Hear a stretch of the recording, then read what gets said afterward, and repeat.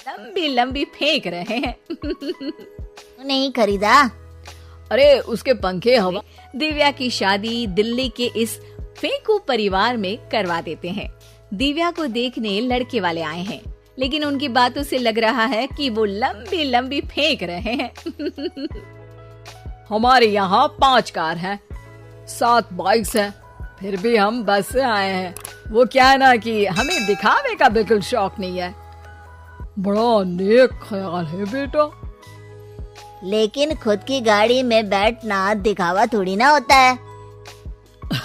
अरे हम दिल्ली से आए हैं, वहाँ पोल्यूशन बहुत है ना, तो हम गाड़ी में नहीं निकलते हैं। हाँ, ये उससे भी बड़ा नेक ख्याल है बेटा।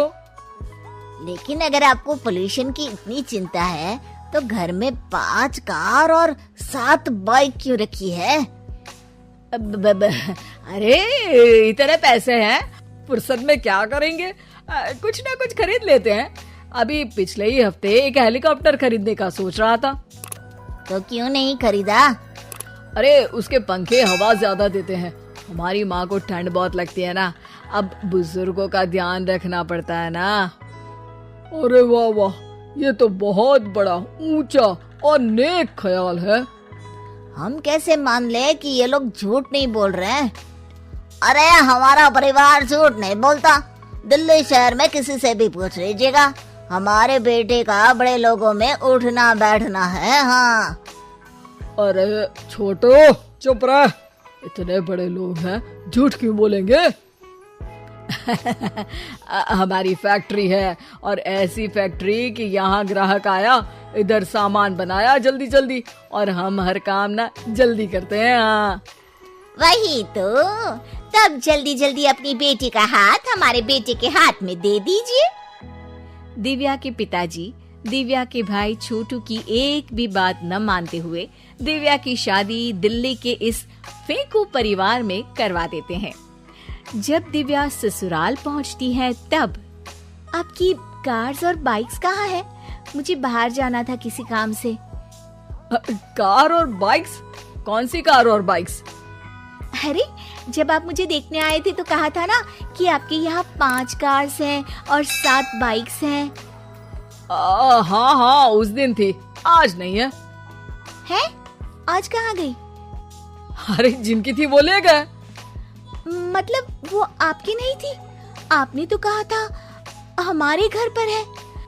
हाँ घर पर थी, बाबूजी का एक पार्ट टाइम काम है कार और बाइक धोने का।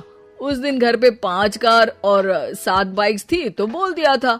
अरे झूठ थोड़ी ना बोला है, जैसा था वैसा बोल दिया। और वो हेलीकॉप्टर खरीदने वाली बात, वो झूठ थी क्या? अरे बिल्कुल नहीं, शहर में एक नई कंपनी आई है पंखे की, जिसके पंखे बड़े हैं। कंपनी का नाम हेलीकॉप्टर रखा है। जब लेने गए तो हवा बहुत तेज फेंक रहा था, तो माँ ने बोला ठंडी लगेगी बेटा। वैसे भी दिल्ली में ठंड ज्यादा होती है ना। झूठ कहाँ बोला मैंने, जैसा था वैसा बोल दिया। हे भगवान, और वो फैक्ट्री वाली बात, इधर ग्राहक आया उधर सामान तैयार। अरे वो भी तो बिल्कुल सही है। मेरा ना पानी पूरी का ठेला है, इधर ग्राहक आता है उधर पानी पूरी बना देता हूँ। अरे झूठ कहाँ बोला, जैसा था वैसा बोल दिया। हे राम, मेरे तो कर्म फूट गए। आपने तो कहा था कि आप लोगों का बड़े लोगों में उठना बैठना है। अरे है तो, पहले मैं बहुत बड़े लोगों के यहाँ नौकर था। जब भी कोई गलती करता तो वो मुझसे उठक बैठक लगवा देते।